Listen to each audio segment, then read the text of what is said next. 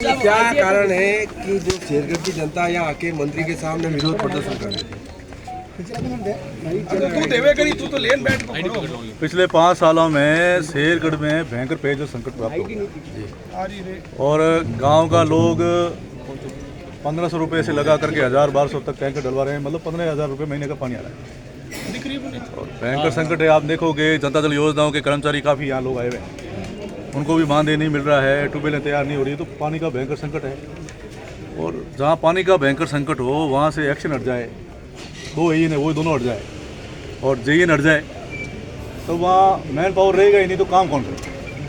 तब जनता में आक्रोश था, नाराज़गी थी और जनता आकर के मंत्री महोदय से मिली कि हमारा एक्शन हट गया, हमारे 2 एन थे दोनों हट गए, जेईएन थे वो भी हट गए।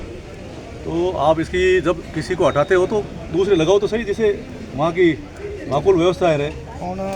तो इस कारण पब्लिक यहाँ आई और मंत्री जी को ज्ञापन देकर के।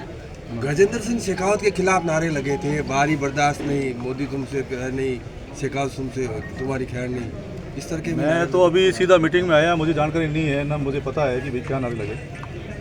वो नारे लगे होंगे तो आप लोगों को जानकारी। शेखावत जी वो ट्विटर पे भी दे रहे हैं कि आपके क्षेत्र में इतने 53 करोड़ के करीब का विकास किया है, आपकी पंचायत समिति में 3 करोड़ 8 लाख का विकास कार्य किया है। विकास के जो काम हो रहे हैं जनता हमको सुनती है, तो हमारा फर्ज बनता है। जब पिछले 5 साल में एमएलए नहीं था तो मैं नहीं कर पाया, अब जनता ने हमारे हाथ में कलम दी है तो हम कर ही रहे हैं। बाबू सिंह जी, जिस तरीके से उस कर्मचारी को लेकर शेरगढ़ के लोगों ने विरोध किया है, आपकी कोई इस बात को लेकर मंत्री जी से कोई बात हुई है? मंत्री जी से मेरी बात हुई थी तो मंत्री जी ने ये कहा कि ये सारे जल शक्ति मंत्री जी ने इनको हटवाया सब। तो मैंने कहा उनको हटवाया तो कम से कम दूसरे लगवाते तो सही, अब जब हटा दिया तो हम किसे काम कराएं। अभी मंत्री ने किसी का वो जनता की मीटिंग में बयान दिया है कि कोई किसी के कहने पर नहीं हटे। मीटिंग में मंत्री जी ने कहा है कि हम आपकी व्यवस्था कराएंगे, वो व्यवस्था करेंगे तो ठीक है, नहीं तो फिर आज जोधपुर आए जैसे जयपुर भी जाना पड़ेगा। सर, ये मंत्री पूरा बैठक हुई, बैठक में क्या निचोड़ निकला, क्या निकला, आपको क्या लगता है? नहीं, अब सुधार आएगा। जो जल जीवन मिशन था, मेरा मानना है कि वो भ्रष्टाचार की भेंट सुन गया था और धन का दुरुपयोग हो रहा था, तो वास्तव में ये स्थितियाँ ठीक नहीं थी। अब 2 साल का समय और बढ़ाया जल जीवन मिशन में, तो हमने ये कहा है कि वापस से इस स्कीमों को रिवाइज कराया जाए और थर्ड पार्टी इंस्पेक्शन करा करके सबकी जांच कराई जाए। पाइपलाइनें लगी पड़ी है, पानी चालू हुआ नहीं है, पिछले 4 साल से टंकियाँ बनी हुई है, ईएसआर बनी हुई है, एमबीआर बनी हुई है, पानी उसमें गया नहीं है, तराई उसमें हुई नहीं है, रंग रोगन करके पैसा उठाया है, पाइपलाइन लगा के उठाया। तो हमने कहा भाई थर्ड पार्टी इंस्पेक्शन भी कराइए और इसकी रिवाइज स्कीम बनाइए, तो उसके इन्होंने डायरेक्शन दिए हैं।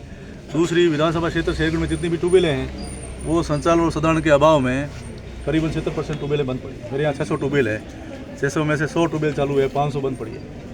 उसके लिए हमने कहा भाई अकोमोडेशन स्कीम आप इनकी बढ़वाई है ट्यूबवेलों की, इसमें पंप नहीं है, फ्लोरिंग नहीं है, स्टार्टर नहीं है, उसको गहरा करना है। तो उसके बारे में भी कहा है।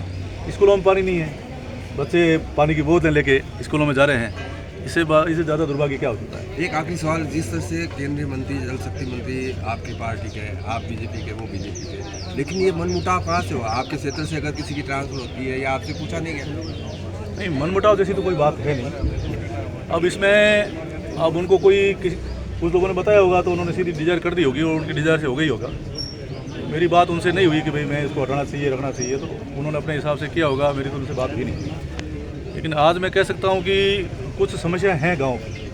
जैसे हम चुनाव लड़ते हैं तो चुनाव के समय में भी कुछ वादे करते हैं और चुनाव में वादा करने के बाद में 5 साल जब काम नहीं होते हैं, वापस चुनाव में आते हैं तो लोग याद दिलाते हैं कि आपके द्वारा ये घोषणा की गई थी, वादा किया गया था, काम हुआ नहीं। तो वैसे ही अभी हमारे यहाँ वीर शिरोमणि देवराज राठौड़ जी की जयंती थी, उस समय ग्रामीण लोग खड़े हुए और खड़े होकर उन्होंने कहा कि चुनाव आगे हैं और अपने यहाँ जो केंद्रीय विद्यालय की मांग थी, और अभी आदरणीय राजनाथ सिंह जी साहब बालेश्वर पधारे थे, तो जब वो मांग उठी तो राजनाथ सिंह जी के सामने आदरणीय जल शक्ति मंत्री जी ने कह दिया कि ये तो सैंक्शन है, और राजनाथ सिंह जी ने घोषणा कर दी कि भाई ऑलरेडी केंद्रीय विद्यालय सैंक्शन है। तो हमने कहा भाई उसकी स्वीकृति का पत्र तो दे दो, जिसे हमको जनता में जाना पड़ेगा वोट मांगने के लिए, तो बताएंगे कि आपकी मांग थी जो वर्षों से थी वो मांग पूरी हो गई, ये आपका सैंक्शन लेटर आ गया। देवराज जयंती में उन्होंने कह दिया कि नहीं, अभी तो राजस्थान सरकार आपके प्रस्ताव भेजेगी, उसके बाद में विचार किया जाएगा। तो पहले आपने स्वीकृति का कह दिया, अब विचार किया जाएगा, दोनों में विरोधाभास है।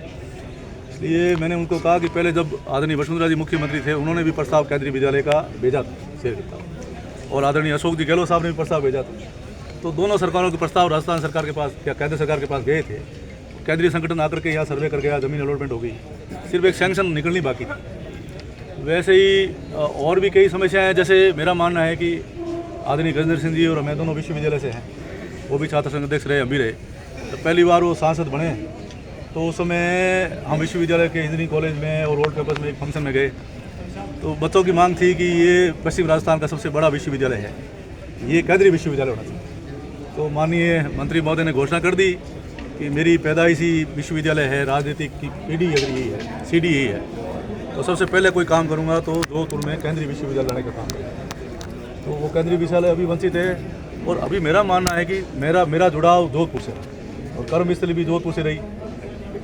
अब जोधपुर में सबसे बड़ी समस्या अगर कोई है तो वो ट्रैफिक, और पूरी शहर की जनता त्राही तरी कर रही है, पीड़ित है, परेशान है। और आपको जानकारी होगी कि एलिवेटेड रोड की घोषणा हुई, अब पिछले 4 साल से नगाड़े बजाए जा रहे हैं, ढोल बजा रहे हैं, बैनर लग रहे हैं, लेकिन वो एलिवेटेड रोड आई नहीं।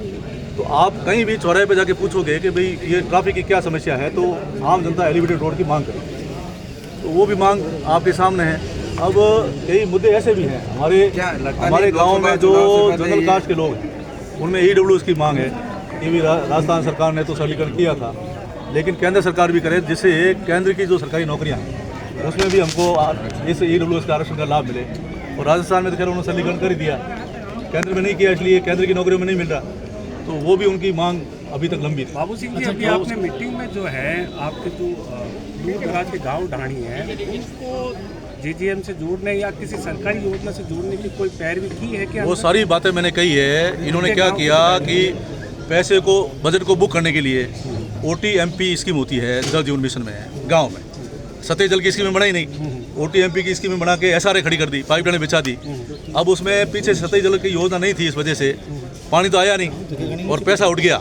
वो मांग हमने की है कि आप इसकी वापस प्रोजेक्ट स्कीम बनाइए, और प्रोजेक्ट स्कीम बना करके इसमें जो गांव में OTMP की टंकियां बनी हैं और पाइपलाइन लगी, उसमें पानी आना चाहिए। क्या लगता है ये सारा जो चल रहा है पिछले 4-5 दिनों से, उसका लोकसभा चुनाव पे क्या असर देखने को मिलेगा? क्योंकि गजेंद्र सिंह शेखावत का जिस तरह से विरोध किया जा रहा है और जिस तरह से प्रचारित हो रहा है, क्या लगता है लोकसभा चुनाव में पार्टी को नुकसान होगा या शेखावत का टिकट बदला जा सकता है?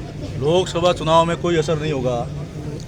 हिंदुस्तान की जनता लगातार हमारे देश के यशस्वी प्रधानमंत्री नरेंद्र मोदी जी को ही प्रधानमंत्री देखना चाहते हैं, और प्रचंड बहुमत से जोधपुर की लोकसभा सीट भी मोदी जी के खाते में डालना चाहते हैं। बाबू सिंह जी, आप कह रहे हो कि आपसे जोड़ा नहीं गया, जबकि केंद्रीय मंत्री जो अपने शेखावत साहब हैं वो कह रहे हैं कि JJM योजना के तहत हमने गाँव ढाणियों को जोड़ने का काम शुरू कर दिया। नहीं, वो तो धरातल पे जाओगे तब आपको पता लगेगा कि जब ऑनलाइन जो JJM का सिस्टम है ऑनलाइन, उसके अंदर किसी गाँव में कहा 600 टूटियाँ लग गई, जुड़ गई। रायसर गाँव का बताया गया कि सबसे पहले जोधपुर रायसर गाँव 100% JJM में जुड़ गया, लेकिन 100% वंचित है। 100% की बात करते हो जुड़ने की, लेकिन 100% वंचित है। मेरा गांव रायसर है, रायसर गांव है, तो ये सच्चाई नहीं है। इसलिए सारी बातें मंत्री जी के सामने हमने उठाई है कि 5 साल में हैंडपम्प अभियान चला नहीं, मेंटेनेंस हुए नहीं, पाइपलाइन मेंटेनेंस हुए नहीं, बच्चों को स्कूल में पानी मिल रहा नहीं, आंगनबाड़ी में मिल रहा नहीं, हॉस्पिटलों में मिल रहा नहीं, ये सारी चीज़ें उनको कही है। और बड़े बड़े जो GSR हैं, टंकियाँ हैं, उनकी मरम्मत हुई नहीं। लंबे समय से जो RO प्लांट गाँव में लगे हुए थे वो सब बंद पड़े हैं, उनका O&M वापस हुआ नहीं। हमने कहा भाई वो RO प्लांट आप स्कूलों में लगा दो तो फिल्टर हुआ पानी बच्चे पिएंगे। ये सारे विषय अभी हमने उठाए। क्या लगता है मंत्री जी की इस बैठक में कितने समय में ये सुधार होने की संभावना है?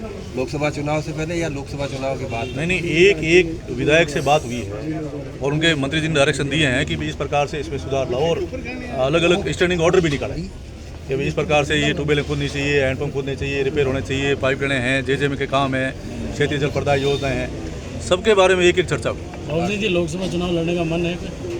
अब विधानसभा का लड़ लिया कहाँ, ठीक है, विधानसभा का ही है तो विधानसभा का लड़ लिया है, बाकी पार्टी का क्या लगता है गजेंद्र सिंह जी टिकट से लेकर मंत्री तक की आड़ी आई, तो क्या ये विरोध उसी का है? वो तो ईश्वर की कृपा होती हुई होता है, और जो जिम्मेवारी जनता ने दी है, पार्टी ने दी है, उसको बखूबी निभाएंगे। आगे पार्टी देगी।